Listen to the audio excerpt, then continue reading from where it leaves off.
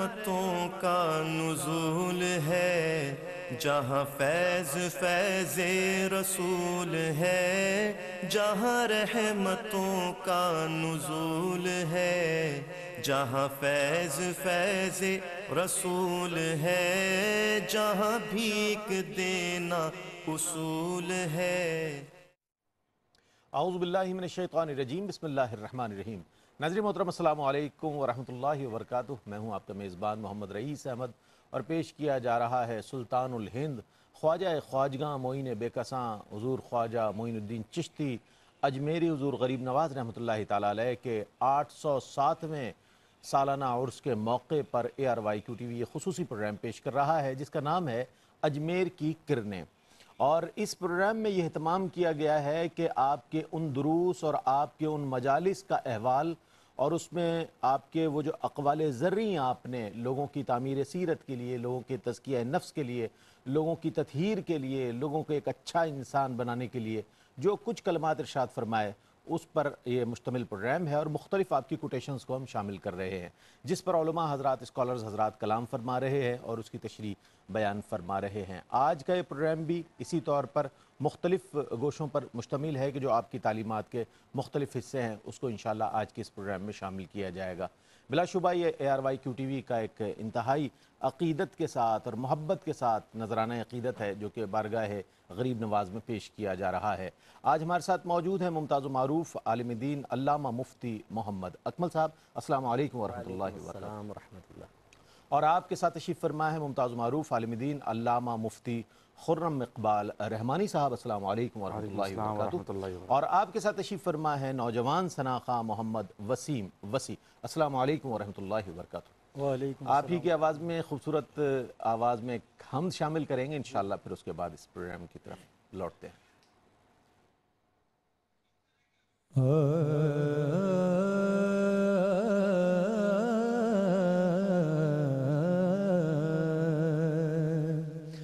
حق لا الہ الا اللہ، لا الہ الا اللہ، حق لا الہ الا اللہ، لا الہ الا اللہ۔ اول و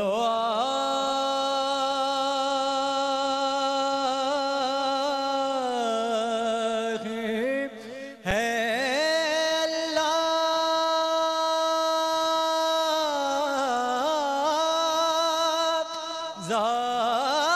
ظاہر و باطن ہے اللہ، حافظ و ناصر ہے اللہ، لا الہ الا اللہ، کہ لا الہ الا اللہ، لا الہ الا اللہ۔ ثنا گو پتا پتا ہے خدایا، دم بدم تیرا زمین و آسمان تیرے ہیں، یہ موجود ہو عدم تیرا، اور دنیا میں تیرا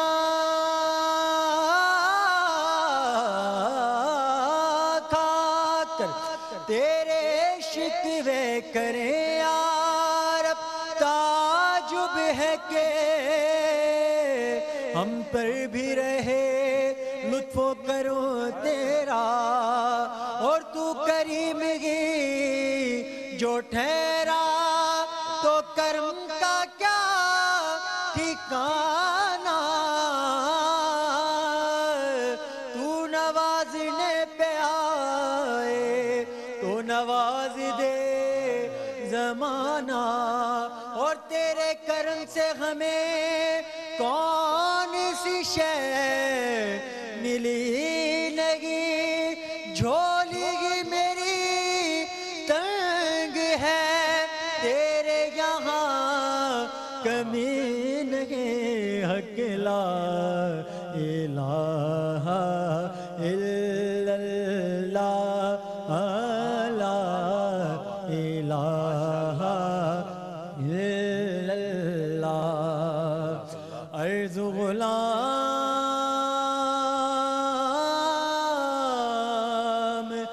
فقیر ہے ابھی داخل رحمت ہو ہم سب، ذکر قبول ہو یہ یا رب لا الہ الا اللہ۔ سبحان اللہ سبحان اللہ، ماشاءاللہ، بہت خوبصورت انداز میں ہدیہ حمد پیش کیا محمد وسیم وسیع نے۔ ناظرین محترم، جیسا کہ آپ جانتے ہیں کہ ہم مشائخ چشت میں دیکھتے ہیں تو حضرت خواجہ معین الدین چشتی اجمیری رحمۃ اللہ تعالیٰ علیہ ایک بلند مقام و مرتبے پر نظر آتے ہیں۔ اسی ضمن میں ایک سوال مفتی صاحب آپ کی خدمت میں کہ حضرت خواجہ غریب نواز رحمۃ اللہ تعالیٰ علیہ کی سیرت میں تعمیر سیرت کے حوالے سے وہ کون سے اوصاف ہیں کہ جن کے سبب آپ اس بلند و بالا مقام و مرتبے پر فائز نظر آتے ہیں صفِ اولیاء میں؟ کیا فرمائیے گا؟ اعوذ باللہ من الشیطان الرجیم، بسم اللہ الرحمن الرحیم۔ چونکہ آپ نے تعمیر شخصیت کے اعتبار سے حضرت کی سیرت کو نمایاں کرنے کا حکم ارشاد فرمایا، کسی کی بھی شخصیت کی تعمیر میں چند چیزیں بہت زیادہ کردار ادا کرتی ہیں۔ ٹھیک ہے، ایک تو اس کی خاندانی نسبت ہوتی ہے کہ اس کے خاندان کے بزرگوں کا فیض اس پہ جاری ہوتا ہے، تو بعض اوقات اطراف کا ماحول خراب ہونے کے باوجود اس کی انٹرنل جو اس کی روحانی تربیت ہے وہ بزرگوں سے ہو رہی ہوتی ہے، واہ، اور وہ بچے اس طرف نہیں جاتے۔ جیسے سیدنا غوث اعظم رضی اللہ تعالیٰ عنہ بچپن کی حالت میں ایک دفعہ کھیلنے کے لیے نکلے تو غیب سے آواز آئی کہ عبدالقادر آپ کو اس لیے تو پیدا نہیں کیا۔ نہیں پیدا کیا۔ ایک روایت میں کہ ایک بیل نے مڑ کر اس طرح کہا۔ تو ایک تو خاندانی یہ معاملات ہوتے ہیں، دوسرا پھر ہے کہ تعلیم اور تربیت، یہ تعمیر شخصیت میں بہت زیادہ کردار ادا کرتی ہے۔ پھر اس تربیت کو قبول کرنا، اپنے اوپر اس کو اپلائی کرنا، بعض اوقات تعلیم بھی ہوتی ہے، تربیت بھی ہوتی ہے، بڑے اچھی تربیت کر رہے ہوتے ہیں لیکن قبول نہیں کی جاتی۔ پھر اس تربیت کا ایک نتیجہ جب اس کو آپ قبول کرتے ہیں تو اس سے ایسے افعال کا صدور ہوتا ہے جو انسان کے لیے باعث برکت ہوتے ہیں۔ اب اگر آپ حضرت حسن آپ کا اسم گرامی ہے اور معین الدین ہند اور عطا رسول آپ کے القابات ہیں، آپ دیکھیں ان کو سب چیزیں حاصل ہیں۔ خاندانی نسبت دیکھیے، گھر سے تعلیم و تربیت دیکھیے، اس تعلیم و تربیت کو اپنے اوپر نافذ کرنا دیکھیے، اور پھر ایسے اعمال کا صدور آپ سے دیکھیں کہ جس سے آپ کو برکات حاصل ہوئی۔ مثال کے طور پر ابراہیم قندوزی صاحب رحمۃ اللہ علیہ باغ میں تشریف لائے، کتنا مشہور واقعہ ہے، بڑی خدمت کی، ان کا ادب احترام کی، حالانکہ مجذوب معروف تھے وہ، ہمارے ہاں تو پاگل کہہ دیتے ہیں بعض اوقات، ایسے مجذوب تھے، ان کی خدمت کی، اور انہوں نے جو پھر وہ کھلی کھا کر دی ہے تو اس سے باطنی ترقیاں حاصل ہو گئی، پھر 15 دل کی دنیا ہی تبدیل، دل کی دنیا بدلی ہے، اور پھر 15 سال کی عمر میں اپنے گھر کی تربیت کا اثر ہے نا کہ علم دین سیکھنے سمرقند تشریف لے گئے، حضرت شرف الدین صاحب سے ابتدائی تعلیم حاصل کی، حفظ قرآن ان سے کیا، پھر بخارا روانہ ہو گئے اور حضرت حسام الدین رحمۃ اللہ علیہ سے تربیت حاصل کی ہے، اور یہ جب ظاہری علوم حاصل کیے ہیں تو اس سے پھر تعمیر شخصیت اور بڑی ہے، اور اس نے ایک راستہ دکھایا باطنی تربیت اور ترقی کی جستجو کا۔ تو پھر آپ روانہ ہوئے، حجاز کی طرف سفر کیا، نیشا پور پہنچے اور حضرت خواجہ عثمان ہارونی صاحب رحمۃ اللہ علیہ سے بیعت کا شرف حاصل کیا، اور پھر پیر و مرشد کی خدمت آپ دیکھیں، اس سے آپ کی شخصیت میں اور نکھار پیدا ہوا، اور پھر وہ مقام آپ کو حاصل ہوا کہ جب کعبۃ اللہ کے سامنے میزاب رحمت کے نیچے حضرت خواجہ عثمان ہارونی رحمۃ اللہ علیہ آپ کا ہاتھ پکڑ کر اللہ کی بارگاہ میں عرض کرتے ہیں، یا رب کریم یہ میرا معین الدین ہے، قبول فرما لے، تو ندا آتی ہے کہ ہاں ہم نے ان کو، یہ ہمارے محبوب ہے، ہم نے ان کو قبول کر لیا ہے، اور بارگاہ رسالت میں پہنچتا ہے تو سرکار فرماتے ہیں کہ معین الدین ہند کی ولایت آپ کو عطا کی، آپ وہاں پر جائیں تاکہ کفر کی گندگی کو دور کیا جائے۔ تعمیر شخصیت کا عروج آپ دیکھیے بتدریج، اور ان حوالوں سے نظر آتا ہے جو حضرت کو اللہ نے عطا فرمایا۔ کیا بات ہے، سبحان اللہ سبحان اللہ، کیا کہنا ہے۔ یہ دروس وہ جو حضور خواجہ غریب نواز رحمۃ اللہ تعالیٰ علیہ نے اپنی مجالس میں دیے، ہم ان کی مجلس کا حصہ ہیں ایک طریقے سے، اور آپ فرما رہے ہیں اور ہم سمجھنے کی کوشش کر رہے ہیں، علماء حضرات سے اس کی تفہیم جاننے کی کوشش کر رہے ہیں۔ اچھا، ہمارے ہاں دل کی قدورتوں کے حوالے سے اور حب دنیا کا بہت زیادہ معاملہ نظر آتا ہے۔ اس پر حضرت خواجہ غریب نواز رحمۃ اللہ تعالیٰ علیہ فرماتے ہیں، ایک مرتبہ حضرت ذوالنون مصری کی مجلس میں ایک شخص نے سوال کیا، صوفی کون ہوتا ہے؟ حضرت ذوالنون مصری نے جواب دیا، صوفی اور عارف وہ ہوتا ہے کہ جس کا دل قدورتوں سے پاک ہو اور حب دنیا سے محفوظ ہو، جس میں یہ اوصاف پائے وہ اعلیٰ درجے کا صوفی ہے۔ اس واقعے کے اندر دو چیزیں علامہ صاحب، ایک تو یہ کہ دل کا قدورتوں سے پاک ہونا اور حب دنیا سے خالی ہونا، یہ دونوں چیزیں جو ہیں بہت اہم ہے۔ ہم اگر ویسے بھی دیکھیں تو اس سے بہت مشکل ہے چھٹکارا حاصل کرنا۔ کیا فرمائے گا حضرت خواجہ غریب نواز، کیا ہمیں پیغام دینا چاہ رہے ہیں اس قول سے؟ بسم اللہ الرحمن الرحیم والصلاة والسلام علی رسولہ الکریم، اما بعد۔ اس قول کے اندر جو بنیادی چیز پوچھی گئی وہ ہے صوفی کون ہوتا ہے، اور اس کی لمبی چوڑی تعریف کے بجائے بہت ہی سادہ سا جملہ آپ نے ارشاد فرما دیا جو ہر سطح کی ذہنی کیفیت رکھنے والے آدمی بخوبی اس کو سمجھ سکتے ہیں کہ جس کا دل قدورتوں سے پاک ہو اور جو حب دنیا سے خالی ہو وہ صوفی ہے۔ دیکھیں، اللہ سبحانہ و تعالیٰ نے جو انبیاء کرام مبعوث فرمائے، ان کی بعثت کے مقاصد میں سے ایک مقصد تزکیہ کرنا بھی ہے، دلوں کو صاف کرنا۔ اس دل کی صفائی اتنی ضروری کیوں ہے، جس پر انبیاء بھی کام کر رہے ہیں اور انبیاء علیہم السلام کے بعد صوفیہ بھی اس پہ کام کر رہے ہیں؟ اس کی بنیادی وجہ ہمیں نظر آتی ہے کہ حضور علیہ السلام نے ارشاد فرمایا کہ جسم میں گوشت کا ایک لوتھڑا ہے، اگر وہ ٹھیک ہو جائے تو پورا کا پورا جسم ٹھیک ہو جاتا ہے۔ اگر وہ صالح ہو جائے تو پھر سوچ بھی صالح ہو جاتی ہے، اگر وہ صالح ہو جائے تو پھر اعمال بھی صالح ہو جاتے ہیں، اگر وہ صالح ہو جائے تو پھر کردار بھی صالح ہو جاتا ہے۔ وہ ٹکڑا کیا ہے؟ فرما الا وہی القلب، یہ دل ہے۔ اگر یہ ٹھیک ہو جائے گا تو پوری کی پوری شخصیت جو ہے وہ بالکل سدھر کر اور نکھر کر سامنے آ جائے گی۔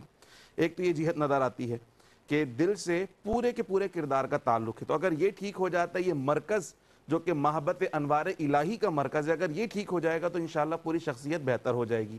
دوسرا جو اس کی طرف توجہ ارشاد فرمائی جاتی ہے نا، وہ بھی حدیث مبارکہ میں سرکار نے فرمایا کہ اللہ سبحانہ و تعالیٰ زمین و آسمان کی وسعتوں میں نہیں سماتا، مگر بندہ مومن کے قلب میں اللہ سبحانہ و قلب میں تعالیٰ سما جاتا ہے۔ علامہ صاحب، میں یہاں پر قطع کلامی کی معذرت کے ساتھ ایک وقفے کی جانب بڑھوں گا، وقفے سے لوٹیں گے انشاءاللہ تو علامہ صاحب اپنے جواب کو مکمل فرمائیں گے، مجھے امید ہے آپ کا اور ہمارا ساتھ رہے گا۔ ناظرین، آپ کا خیر مقدم ہے اجمیر کی کرنیں آپ دیکھ رہے ہیں، اور اس میں حضرت خواجہ غریب نواز رحمۃ اللہ تعالیٰ علیہ کے وہ اقوال کہ جو آپ نے اپنے دروس میں اپنی مجالس میں ارشاد فرمائے اس پر کلام ہو رہا ہے۔ علامہ صاحب اپنے جواب کو مکمل فرما دیں تو پھر ہم انشاءاللہ اگلے سوال کی جانب بڑھتے ہیں۔ بہت شکریہ۔ میں آپ سے عرض کر رہا تھا کہ حضور علیہ السلام نے فرمایا کہ اللہ سبحانہ و تعالیٰ زمین و آسمان کی وسعتوں میں نہیں سماتا، مگر بندہ مومن کے قلب میں اللہ رب العزت جو ہے وہ سماتا ہے، اور وہ اللہ کا عرش ہے۔ مومن کا جو قلب ہے وہ اللہ کا عرش ہے۔ کیا بات! اب کسی ناپاک برتن میں تو پاکیزہ دودھ بھی نہیں عطا کیا جاتا، دودھ بھی لینا ہے تو برتن صاف لانا پڑے گا۔ تو وہ مقام جس میں اللہ سبحانہ و تعالیٰ کی معرفت کے خزینے سمانے والے ہیں، اللہ سبحانہ و تعالیٰ کی محبت کے جام اڈیلے جانے والے ہیں، بھلا وہ برتن کیسے گندہ رہ سکتا ہے؟ اس کو بھی صاف کرنا ضروری ہے۔ تو اس کی صفائی کے لیے صوفیہ کرام جو ہے وہ توجہ فرمایا کرتے ہیں، تزکیہ نفس فرمایا کرتے، تربیت فرمایا کرتے تھے۔ بہت ساری غلاظتوں میں سے دو غلاظتوں کو یہاں پر ذکر ہوا ہے کہ دل کی قدورتیں اور دوسرا حب دنیا۔ تو حب دنیا کے متعلق حضور علیہ السلام نے فرمایا کہ حب الدنیا رأس کل خطیۃ، دنیا کی جو محبت ہے نا تمام بیماریوں اور برائیوں کی جڑ ہے۔ اگر دنیا کی محبت ختم ہو جائے تو حب جاہ بھی ختم ہو جاتی ہے، دنیا کی طلب ختم ہو جائے تو حرص اور ہوس بھی ختم ہو جاتی ہے، اور پھر بندے کا تعلق اللہ سبحانہ و تعالیٰ سے بہت زیادہ مضبوط اور قائم ہو جاتا ہے۔ اس لیے یہ دل کی قدورتیں اور حب دنیا اگر ختم ہوگی تو پھر اللہ سبحانہ و تعالیٰ کی محبت کی جام اس دل کے اندر آئیں گے۔ اس کو صاف کرنا بہت ضروری ہے۔ تو ان خرابیوں کی طرف آپ نے توجہ فرمائی کہ اگر کوئی صوفی بننا چاہتا ہے تو کوئی بہت زیادہ مشقت والا کام نہیں ہے، یہ برائیوں سے اگر آپ نے آپ کو بچائیں گے تو اللہ سبحانہ و تعالیٰ آپ کو بھی اپنی محبت کے جام عطا فرما دے گا۔ کیا کہنے، سبحان اللہ سبحان اللہ۔ ناظرین محترم، ہم یہ دیکھتے ہیں کہ ہمارے ہاں تو کوئی ایسی پابندی کے ساتھ اور اس انداز کی، اس معیار کی ریاضتوں کا، عبادتوں کا اہتمام نہیں ہے جس طرح اہل اللہ نے فرمایا، اور حضرت خواجہ معین الدین چشتی جس کی ایک مثال ہے۔ لیکن ہمارے ہاں کوئی خشیت الہی کا تصور نظر نہیں آتا، کوئی آنکھ اللہ کے خوف اور ڈر سے روتی ہوئی نظر نہیں آتی۔ اس ضمن میں ایک سوال بہت اہم سوال ہے جو میں پیش کرنا چاہتا ہوں، لیکن آپ کے کوٹیشن کے ساتھ حضرت خواجہ غریب نواز رحمۃ اللہ تعالیٰ علیہ فرماتے ہیں کہ میرے استاد مولانا شرف الدین رحمۃ اللہ علیہ نے حضرت شیخ شبلی رحمۃ اللہ علیہ کا تذکرہ کرتے ہوئے فرمایا کہ بعض احباب نے حضرت شیخ شبلی سے پوچھا کیا وجہ ہے کہ آپ عبادت اور مکمل اطاعت کے باوجود اس قدر خائف رہتے ہیں؟ حضرت شیخ شبلی رحمۃ اللہ علیہ نے جواب دیا، میں دو چیزوں کا ڈر محسوس کرتا ہوں، معلوم نہیں کہ میری عبادت مقبول ہوتی بھی ہیں یا نہیں، کہیں ایسا نہ ہو کہ یہ رد کر دی جائیں کہ تو میری بارگاہ کے لائق نہیں، اور دوسری چیز یہ کہ ساری عبادتیں اور اطاعتیں اس وقت فائدہ دیں گی جب میں ایمان کی سلامتی کے ساتھ اس دنیا سے جاؤں۔ یہ وہ دو فکریں ہیں جو مجھے خائف رکھتی ہیں۔ اللہ اکبر، اللہ اکبر، کتنی بڑی ہستی اور کس طرح کا خوف، کیسی خشیت الہی۔ مفتی صاحب، میں یہ پوچھنا چاہوں گا کہ اطاعت اور بندگی کے اس معیار پر ہونے کے باوجود ان کے دلوں میں خوف خدا اس معیار کا تھا، تو فرمائیے گا کہ ہم نہ اس انداز کی، اس معیار کی عبادت کر رہے ہیں، نہ کوئی عمل کر رہے ہیں، پھر کوئی خوف اور کوئی خشیت الہی اور خوف خدا کا کوئی ہم میں ظاہری طور پر کوئی چیز نظر نہیں آتی، کیا فرمائیے گا؟ جی، میں تھوڑی سی تمہیدی کلمات یہاں پہ کہنا چاہوں گا۔ اللہ تعالیٰ کا ذکر ہمارے ہاں بہت زیادہ ہے، ہم اللہ کو مانتے ہیں، رسول کا ہے، قرآن کا ہے، لیکن میں ایک جملہ کہوں گا، کوئی برا نہ مانے، کہ سب سے زیادہ اجنبیت انہی سے ہے۔ اللہ تعالیٰ سے بہت زیادہ اجنبیت ہے۔ ہم نے ایک سطحی قسم کی معرفت تو حاصل کی ہے، لیکن ایک حقیقی معرفت کی طرف ہم بڑھتے ہی نہیں ہیں، نہ ہمارے گھروں میں تذکرہ ہے، نہ ہماری مساجد میں ان پر بیان ہوتے ہیں، نہ اسکول، کالج، یونیورسٹیز وغیرہ میں اس پہ توجہ کی جاتی ہے۔ اللہ تبارک و تعالیٰ کے لیے فعل ثابت ہے، انفعال ثابت نہیں ہے۔ انفعال کا مطلب ہوتا ہے کسی کا اثر قبول کرنا، اور فعل کا مطلب ہوتا ہے کسی پر اثر انداز ہونا۔ ہنڈیا کے اندر آپ مٹی ڈال دیں، کوئی سالن ڈال دیں، ہنڈیا کو گرم کریں، یہ ہنڈیا کو گرم کر رہے ہیں آگ سے، آگ جو اثر پہنچا رہی ہے، ہنڈیا اس کو قبول کر رہی ہے، یہ ہے آگ کا فعل، اور ہنڈیا جو قبول کر رہی ہے اس کو کہتے ہیں انفعال۔ اس پوائنٹ کو سمجھنا چاہیے کہ اللہ تبارک و تعالیٰ اثر قبول کرنے سے پاک و صاف ہے، لہٰذا اس کی ذات بے نیاز ہے۔ کوئی زمین سے آسمان تک عبادات سے سب کچھ بھر دے، اللہ پہ کوئی اثر نہیں ہوگا۔ کوئی زمین سے آسمان تک کی فضا کو گناہوں سے بھر دے، اللہ تعالیٰ پہ کوئی اثر نہیں ہوگا۔ یہی وجہ آپ دیکھیں کہ بنی اسرائیل کا ایک شخص جس نے زندگی میں کوئی نیک عمل نہیں کیا، سرکار فرماتے ہیں اللہ نے اس کے خوف کی وجہ سے اس کی بخشش فرما دی، اور ابلیس جس نے 80,000 برس اللہ تعالیٰ کی عبادت کی، اور ایک حکم کو اس نے اپنی دانست کے مطابق عقل استعمال کرتے ہوئے، حکم عدولی مقصود نہیں تھی بلکہ اس کے دلیل پیش کی، لیکن ابا واستکبر وکان من الکافرین، درادہ درگاہ کر دیا۔ اسی طرح بلعام بن باعورہ کا دیکھیں، بنی اسرائیل کا ایک عالم تھا، جب وہ ملفوظات لکھواتا تو ہزاروں کے قریب اس کے شاگرد تھے جو فوراً اس کے منہ سے نکلنے والے الفاظ کو لکھتے تھے، مستجاب الدعوات تھا، لیکن جب دنیا کا لالچ اس کو دیا گیا تو موسیٰ علیہ السلام کے خلاف دعا کرنے کے لیے پہاڑ پہ چڑھا اور بد دعا کرنے لگا تو زبان کتے کی طرح لٹک کے سینے پر آ گئی اور ایمان سلب ہو گیا۔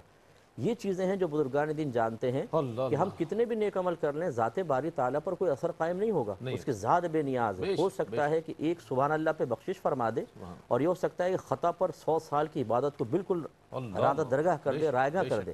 اسی لیے آپ نے لفظ سنا ہوگا میدان محشر میں انبیاء علیہ السلام نفسی نفسی کہہ رہے ہوں گے۔ کیوں کہہ رہے ہوں گے؟ سب سے زیادہ معرفت تو ان کو حاصل ہے۔ علماء فرماتے ہیں اس کی وجہ یہ ہے کہ ان کی توجہ اپنے وصف نبوت سے ہٹ کر اللہ تعالیٰ کی مکمل بے نیازی کی طرف چلی جائے گی، اور ذات بے نیازی ایسی ہے اللہ تعالیٰ کی، یعنی اس کی ذات کی بے نیازی ایسی ہے کہ اس سے بڑے بڑے کانپتے ہیں۔ یہ ہے وہ چیز جو بزرگان دین کو حاصل تھی، اور یہی وجہ فرق ہے کہ ہمیں اللہ کو ہم نے تھوڑا سا پہچانا تو ہے، یعنی جانا تو ہے، پہچانا نہیں ہے کہہ لیں، تو جب وہ ہے ہی نہیں تو پھر یقینی سی بات ہے ہمارے عمل میں تو کوتاہی ہوگی، وہ خوف و خشیت تو ہوگی ہی نہیں۔ میں ایک چھوٹی سی مثال جلدی سے دیتا ہوں کہ اللہ تعالیٰ کو کس طرح بندوں کی سطح پہ اتار کے بندہ بعض اوقات معاملہ کر رہا ہوتا ہے۔ عورتیں منت مانیں گی، اے اللہ تعالیٰ میرا کام ہو گیا، 5000 نوافل پڑھوں گی۔ اب پوچھئے 5000 کب پڑھو گی؟ ہوتا ہے کہ ہے ذہن کہ شاید جب ہم 5000 کا لفظ کہیں گے تو اللہ تعالیٰ ایک دم متاثر ہو کے ہمارا کام کر دے گا۔ اچھا جب ہو جاتا ہے کام پھر ہمیں فون کرتے ہیں صاحب یہ 5000 اگر نہ پڑھوں تو کوئی اس کا حل نکل سکتا ہے؟ تو یعنی اب دیکھیں بھولاپن کتنا ہے، اللہ کی عدم معرفت کا معاملہ کیا ہے کہ جب وہ 5000 کا یہ لفظ کہہ رہی تھی کہ اللہ تعالیٰ اس وقت نہیں جانتا تھا کہ بندی پورا کرے گی نہیں، یہ بھولاپن ہے۔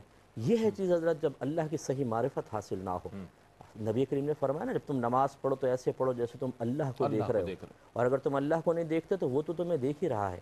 یہ احساس مسلسل اللہ کی شان بے نیازی پہ توجہ، پھر انسان کا عمل و کردار وہ ہوتا ہے۔ اچھا مفتی صاحب، اس میں جو ہے دوسری بات جو ہے ایمان کی سلامتی کی فکر کے حوالے سے بات کی گئی ہے، جس کی طرف سے ہم بالکل میرا خیال ہے کہ بے بہرا نظر آتے ہیں یا اس طرف توجہ ہی نہیں ہے ہماری، ایمان کی سلامتی کی فکر، کیا فرمائے گا سوال؟ جی ہاں، دیکھیں اس کے بھی بنیادی وجہ یہی ہے کہ اللہ کی ذات ایسی بے نیاز ہے کہ اگر وہ چاہے تو کتنوں کے ایمان سلب کر لے، اللہ کے تو کوئی گرفت نہیں کر سکتا نا۔ اسی لیے انبیاء علیہ السلام اس سے خوفزدہ رہے ہیں، صحابہ کرام کو دیکھیں تو ابو بکر صدیق کا یہ فرمانا، کاش میں انسان نہ ہوتا، میں ایک بھیڑ ہوتا جس کو ذبح کر لیا جاتا، اس کو گوشت کھا لیا جاتا، اس کی ہڈیوں کو چبا لیا جاتا اور میں ختم ہو جاتا، لیکن انسان نہ ہوتا۔ یہ اس بے نیازی پہ توجہ ہے۔ تو اس لیے یہ جو ایمان کے زوال کی فکر ہے، یہ بہت ہی مناسب اور معقول فکر ہے جو ہر مسلمان کو ہونی چاہیے۔ اور میں ایک جملہ بس یہاں پر کہوں گا کہ علم کی کمی کی بنا پر، علم دین کی کمی کی بنا پر یہ اکثر ایسا ہو سکتا ہے۔ یہ حدیث میں سرکار نے فرمایا آخر زمانے میں ایک شخص صبح ایمان کی حالت میں کرے گا اور شام کو کافر ہو کر مرے گا، اور شام ایمان کی حالت میں کرے گا لیکن صبح کفر کی حالت میں کرے گا۔ آج جو ہمارے ہاں علم کی کمی اور اللہ کی معرفت کی کمی ہے، اس کی بنا پر لوگ دیکھیں کیسے کیسے جملے کہہ رہے ہیں۔ رحمت کونین فرماتے ہیں بعض اوقات انسان اپنے زبان سے ایک ایسا کلمہ بیان کرتا ہے جس کی قباحت کا اس کو احساس بھی نہیں ہوتا، لیکن یہی جملہ اس کے لیے جہنم میں لے جانے کا سبب بن جاتا ہے۔ اس لیے ہمیں توجہ کرنی چاہیے، علم، تعلیم، تربیت، دین کے لیے اپنے گھروں کے دروازوں کو بند نہ کریں، کھول دیں۔ اچھا تھوڑا بھی نہ کھولیں کہ تھوڑا سا دین آیا پھر بند کر دیا، مکمل کھول دیں۔ یا ایھا الذین آمنوا ادخلوا فی السلم کافہ، اے ایمان والو اسلام میں پورے داخل ہو جاؤ۔ اسلام میں داخل ہو جائیں گے، اسلام خود ایمان کو محفوظ اچھا ضمناً میں اس میں ایک چیز اور شامل کرنا چاہوں گا، ایمان کی سلامتی کی فکر ہمیں بالکل نہیں ہے، لیکن دولت کے چلے جانے کی فکر ہمیں رہتی ہے، جو ہے وہ نہ چلا جائے ہمارا، اس کی طرف سے ہم فکر مند رہتے ہیں۔ ایک انسان کی جو فطرت ہے، کیا فرمائے گا اس طرف توجہ اتنی اور اس طرف بالکل کوئی توجہ نہیں ہے، یہ بھی ایک انسانی فطرت میں سے۔ سیٹھ جی کو فکر تھی ایک ایک کے 10 کیجئے، موت آ پہنچی کہ صاحب جان واپس کیجئے، چمڑی جائے پر دمڑی نہ جائے، ہمارے یہاں معاملہ ہے۔ لیکن اس کی بھی وجہ کیا حضرت، یہ ایک ماحول نہیں ہے، دنیا مادہ پرستی کا دور چل رہا ہے۔ گھروں میں جب موت کا ذکر نہیں ہوگا، بالکل جب قبر کا خیال نہیں آئے گا، جب آخرت کی بالکل باتیں نہیں ہوں گی، جنت دوزخ کی، جنت سے کی طلب اور دوزخ سے بچنے کی فکروں کا ذکر گھر میں نہیں ہو رہا ہوگا، صرف دولت کا، بچوں کا فیوچر، فلاں فلاں، تو لازمی بات ہے کہ طبیعت تو ایسی بننی ہے نا۔ بالکل ایک حضرت کا دور ہے، خواجہ صاحب کا دور، کہ ایک شروع سے بچوں کی تربیت ہو رہی ہے، ماں نیک ہے، باپ نیک ہے، ایجوکیٹ کیا جا رہا ہے، بچوں کو ایجوکیٹ کیا جا رہا ہے، ماں کی گود سے ہی بچہ تربیت حاصل کر کے باہر نکلتا ہے تو دنیا کو بے نیازی سے دیکھ رہا ہے۔ آج ماں باپ کہتے ہیں کہ بیٹا نماز بعد میں پڑھنا، پہلے ٹیوشن سینٹر چلے جاؤ، پیپر قریب آ رہے ہیں، نماز بعد میں ہو جائے گی، پہلے پیپر دے لو۔ جب ماں باپ یہ تعلیم و تربیت دے رہے ہوں، جب ماں باپ یہ کہیں کہ بیٹا ملا گیری میں کچھ نہیں رکھا، دنیا کے دوڑ میں تم آگے ہوگے، تمہاری عزت ہوگی، پھر آپ بتائیے جب یہ انجیکشن وائرس یہ ڈالے جا رہے ہیں، انجیکٹ کیے جا رہے ہیں دنیا کی محبت کے وائرس، اور وہ ابا کو بھی دیکھتا ہے کہ رات دن باپ نماز کے لیے 5 وقت نکالنے کے لیے تیار نہیں ہے، لیکن باہر نکل کے گالیاں برداشت کر رہا ہے، دھوپ برداشت کر رہا ہے، ذلت برداشت کر رہا ہے، لیکن پیسہ کما رہا ہے، تو بچوں کی بھی روش ایسی بنتی ہے اور معاشرہ ایسا نظر آتا ہے جو ابھی نظر آ رہا ہے۔ صحیح فرمایا، یہ وہ چیزیں ہیں کہ جو تعمیر سیرت کے حوالے سے انتہائی اہم تھی، ہم یہ بات کرتے ہوئے نظر آتے ہیں جناب فلاں شخص نے تو فلاں یونیورسٹی سے پڑھا اور وہاں سے پاس آؤٹ کیا ہے، یہ کیسی یونیورسٹی ہے حضرت خواجہ غریب نواز کی کہ جس سے حضرت قطب الدین بختیار کاکی رحمۃ اللہ تعالیٰ علیہ جیسے نکل رہے ہیں، پھر ان کی بنائی ہوئی یونیورسٹی یعنی کہ حضرت خواجہ بختیار کاکی رحمۃ اللہ علیہ، حضرت بابا فرید الدین گنج شکر جیسے لوگ تیار کر رہے ہیں، اللہ اکبر۔ پھر یہ جو کرنیں ہیں اجمیر شریف کی، خواہ وہ مہرولی میں ہو، خواہ وہ پاک پتن میں ہو، خواہ وہ دہلی میں ہو، خواہ وہ کلیر شریف میں ہو، یہ ساری کرنیں جو ہے اجمیر شریف کی ہر جگہ جگمگاتی ہوئی نظر آ رہی ہیں۔ یہ چیزیں جو ہے ہمیں فوکس کرنی چاہیے کہ اتنے بڑے بڑے لوگ کہ آج 807واں عرس ہے حضرت خواجہ غریب نواز رحمۃ اللہ تعالیٰ علیہ کا، 800 سال، یہاں 8 دن گزر جائیں لوگ نام بھول جاتے ہیں، تو یہ ان کی تعلیمات کا اثر ہے، ان کے کردار کا اور ان کی سیرت کا اثر ہے کہ آج بھی اس کے اثرات ہم محسوس کر رہے ہیں اور اس کو اپنے تذکرے ملا رہے ہیں۔ اگلی کوٹیشن آپ کی شامل کرتا ہوں، اگلی مجلس کا ذکر شامل کرتا ہوں اور علامہ صاحب کی خدمت میں یہ سوال پیش کروں گا۔ حضرت خواجہ غریب نواز رحمۃ اللہ تعالیٰ علیہ فرماتے ہیں تصوف نہ کسی رسم کا نام ہے اور نہ کسی علم کا، بلکہ یہ احوال و کیفیات کا نام ہے۔ اللہ اکبر، اللہ اکبر۔ کیا فرماتے ہیں علامہ صاحب اس حوالے سے؟ جس طرح تصوف کو بطور علم متعارف کرایا جاتا ہے، تو تصوف کی حقیقت کیا ہے بنیادی طور پر؟ یہ چونکہ تھوڑا سا وقت طلب جواب ہوگا تو میں پہلے وقفہ لے لیتا ہوں، وقفے کے بعد لوٹیں گے انشاءاللہ، پھر جواب لیں گے علامہ صاحب سے. مجھے امید ہے آپ کا اور ہمارے ساتھ رہے گا. ناظرین آپ کا خیر مقدم ہے. اجمیر کی کرنیں اس پروگرام کے ساتھ ہم آپ کی خدمت میں حاضر ہیں، اور تصوف کی حقیقت کے حوالے سے انتہائی اہم نوعیت کا سوال میں نے قائم کیا تھا. میں چاہتا ہوں علامہ صاحب اس پر کچھ کلام فرمائیے گا. بہت شکریہ. اصل میں اس کوٹیشن میں حضور خواجہ صاحب رحمۃ اللہ تعالی علیہ تصوف کی حقیقت کو بیان فرما رہے ہیں کہ تصوف تو در حقیقت نام ہے قرب الہی کے حصول کی کوششوں کا، بالکل معرفت الہی کے حصول کا، وصال اور فراق کی محبتوں میں تڑپنے اور مچلنے کا، ان کیفیات کو اپنے اوپر طاری کرنے کا، محبوب سے قربت کے لیے کوششیں کرنے کا. اب اس تصوف کو در حقیقت آج کے زمانے میں، یہ 800 سال پہلے کا کوٹیشن ہے، اور میں یہ سمجھتا ہوں کہ یہ اللہ والوں کی کرامت ہی ہے کہ آنے والے زمانوں میں کس طرح ان کیفیات کے نام پر مختلف قسم کے اسکول آف تھاٹس پیدا ہو جائیں گے اور کس طرح ان چیزوں کو پیش کریں گے. حضور خواجہ صاحب نے اس زمانے میں اس طرف توجہ فرما دی تھی، حالانکہ وہ زمانہ وہ تھا کہ جب صرف حال ہی حال تھا، قال نہیں تھا. تصوف میں قال کی کوئی اس وقت جگہ ہی نہیں تھی، صرف حال پہ ہی کلام ہوتا تھا. لیکن ظاہر سی بات ہے جیسے جیسے مرور زمانہ ہوا، زمانہ گزرتا گیا، اور ہم علوم شریعت کی طرف بھی نگاہ کرتے تو وہاں بھی ہمیں علوم نظر آتے ہیں کہ وہ ترقی ان میں ہوتی رہی اور وہ علوم ایمرج ہوتے رہے، نظر آتے رہے، قائم ہوتے رہے، وجود میں آتے رہے. اب تصوف کی حقیقت تو یہی تھی کہ احوال کی تربیت ہو سکے، نفس کی تربیت ہو سکے، اور ان کیفیات کو قلب کے اندر پیدا کیا جا سکے. لیکن جس طرح بزرگوں نے یہ مرتبے، یہ منازل، یہ سلوک کی منزلیں طے کی ہیں، اس کو ان کے مریدین نے ایک خاص کیفیت میں اپنے بزرگوں سے سیکھ کر قلم بند کرنا شروع کر دیا. چونکہ جیسے جیسے زمانہ گزرتا جائے گا قحط الرجال پیدا ہوتا چلا جائے گا. ان کیفیات اور مشاہدات کو قلم بند کرنے کے بعد نئی نسلوں میں منتقل کیا جانے لگا. اس انتقال کی وجہ سے آہستہ آہستہ یہ علم جو ہے وہ پروان چڑھنا شروع ہو، اور اسے علم تصوف کے نام سے باقاعدہ پڑھایا جانے لگا، یا اس کو آج ہم پڑھتے اور پڑھاتے ہیں. لیکن حقیقت یہ ہے کہ جس طرح کوئی بھی علم صرف اور صرف معلومات کا مجموعہ نہیں ہوتا، بلکہ علم کی تو اصل ہی تربیت ہے. اگر تربیت نہیں ہو رہی تو صرف معلومات یاد کر لینے سے، کچھ چیزیں رٹ لینے سے کوئی آپ کو عالم نہیں کہے گا. صرف میڈیکل کی کتابیں پڑھ لینے سے اور کوٹیشنز یاد کر لینے سے آپ ڈاکٹر نہیں بن جاتے جب تک آن دی گراؤنڈ آپ جو ہے وہ ڈاکٹر نہیں ہوتے اور لوگوں کے علاج نہیں کرتے. بالکل یہی کیفیت ہے کہ آج کے زمانے میں لوگوں نے اصطلاحات تو یاد کر لیں، کتابوں کے نام یاد کر لیے، اور تصوف کے جو مسائل ہیں اس میں مہارت حاصل کر لی، لیکن اس کے باوجود ہمیں کوئی خواجہ غریب نواز نظر نہیں آتا، کوئی بابا فرید نظر نہیں آتا، کوئی قطب الدین نظر نہیں آتا. اس کی وجہ یہ ہے کہ ہم قال میں تو ماہر ہو گئے مگر اس قال کا اپنے حال پہ ہم نے اثر نہیں لیا. تو حضور خواجہ صاحب اسی طرف توجہ دلا رہے ہیں کہ کہیں ایسا نہ ہو کہ رہ گئی رسم ازاں روح بلالی نہ رہی، فلسفہ رہ گیا تلقین غزالی نہ رہی. تو کہیں قیل و قال کے اندر آپ مصروف نہ ہو جائیں، بلکہ اس قیل اور قال کا جو اصل مقصود ہے وہ حال کی تربیت کرنا ہے، ان کیفیات کا مشاہدہ کرنا ہے. جیسا کہ حدیث مبارکہ میں ہمیں احسان کے درجے کے متعلق سرکار نے فرمایا کہ ان تعبد اللہ کأنک تراہ فإن لم تکن تراہ فإنہ یراک، کہ ایسے عبادت کرو کہ تم اللہ کو دیکھ رہے ہو، تم نہیں دیکھ رہے تو کم سے کم یہ یقین تو پختہ ہو جائے کہ اللہ سبحانہ و تعالیٰ تمہیں دیکھ رہا ہے.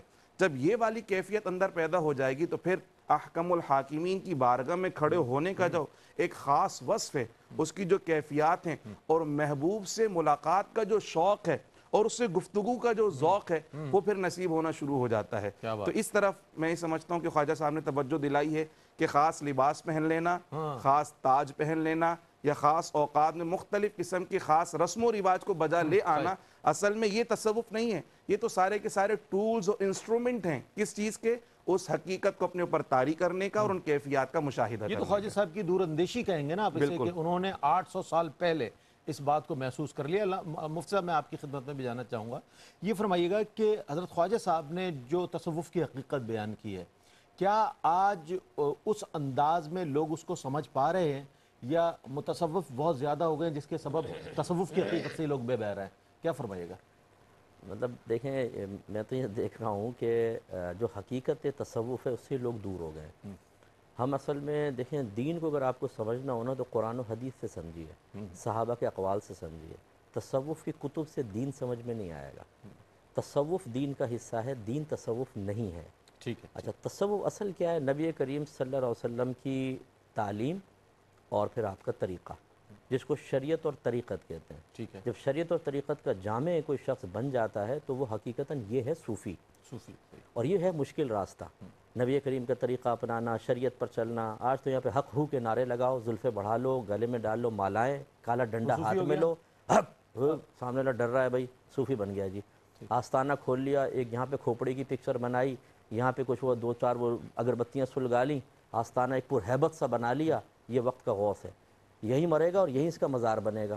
وہ بن جاتا ہے بابا کا مزار، آدھے کپڑے پہنا ہوتا ہے بابا، اوپر سے بالکل ختم، سگریٹیں ہاتھ میں، سگریٹ والی سرکار، وہ اس کے مزار بن رہے ہیں۔ تو اب یہ جو ایک تصور، یہ جو کہا نا رسم، یہ مختلف رسومات اختیار کر کے لوگوں کو متاثر کر کے ایسا ظاہر کرنا جیسے یہی اصل دین ہے، تو عوام پریشان ہے۔ بالکل بالکل، اصل معیار ہے شریعت، اس کو بنیاد بنائیں۔